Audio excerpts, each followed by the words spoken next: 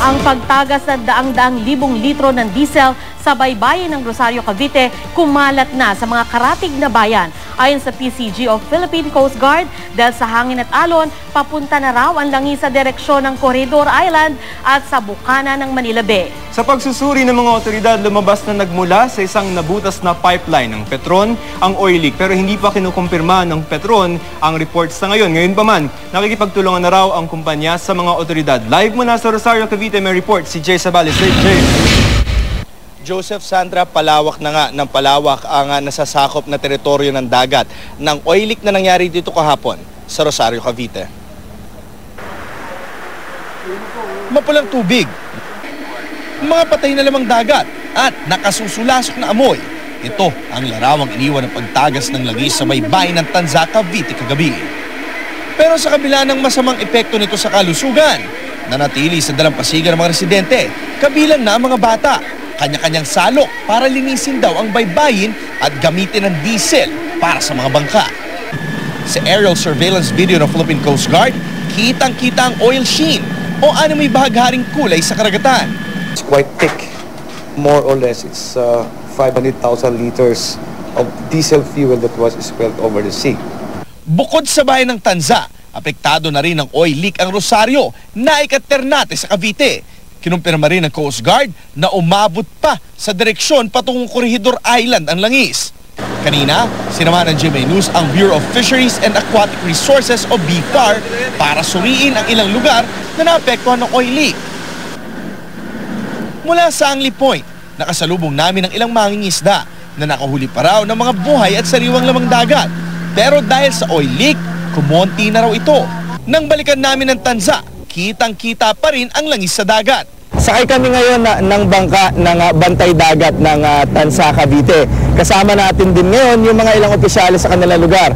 Ipapakita raw nila sa atin kung gaano kalaki na ba ang damage o ang epekto ng nangyaring oil spill sa kanilang lugar. Sa bayan ng Naik, makikita ang malapot na tubig.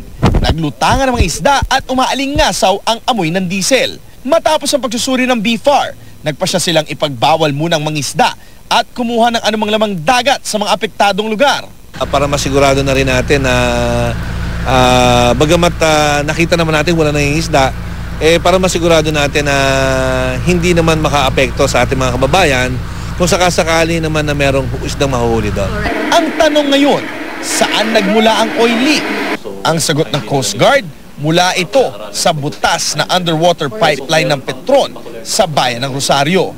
Padala naman kaagad yung Petron ng kanilang technical team, mga divers, at plus yung mga tugboats na magko-contain dun sa spill, no? And then yung technical divers nila were sent for plugging yung kung crack man o hole. Sa isang statement ng Petron, titignan daw nila ang report ng Coast Guard. Sa ngayon, patuloy raw silang magmomonitor at magsasagawa ng recovery operations sa Rosario at Tanza. Maigpit na mga binabantayan ng mga otoridad ang galaw ng hangin dito dahil pag magpatuloy daw ito, baka umabot pa ang oil spill sa lugar ng Batangas. Joseph, Sandra? Jay, sa ngayon, ang sinasabi kanina ng Philippine Coast Guard, kailangang tapalan yung butas. So, ang ibig sabihin, patuloy na posibleng tumagas yung langis sa ilalim ng dagat? Tama ka doon, Sandra, dahil nga hanggang ngayon ay hindi pa umaamin ng Petron doon sa report na ginawa ng Philippine Coast Guard na meron niyang tagas ang kanilang pipe. Pero nangako nga naman ng Petron na ito daw ay pag-aaralan nila at sa tingin ko naman pag ito ay napatunayan ay agad nila itong tatapalan. Sandra? Sabi mo nga kanina, no, dahil nga kumatindi ang alon at syempre yung hangin, talagang maaring lalo pang kumalat ito dyan sa baybayin na yan. Pero ang impormasyong nakukuha natin dito, maaring umabot na sa gitna ng Manila Bay yung oil leak. Meron ka bang impormasyon patungkol dyan, Jay? Ayon naman sa report ng Philippine Coast Guard, halos umabot na nga ito sa island ng Corridor. At pag ito naman ay lumagpas na doon, ay aabot na nga ito sa may gitna ng Manila Bay. Sandra? Jay, bigyan mo lang kami ng idea. So, anong inaasahang mangyayari dyan? Siguro pagputok pa lang ng araw bukas, talagang kikilos na yung mga otoridad para maabatan itong pagkalat ng langis, Jay.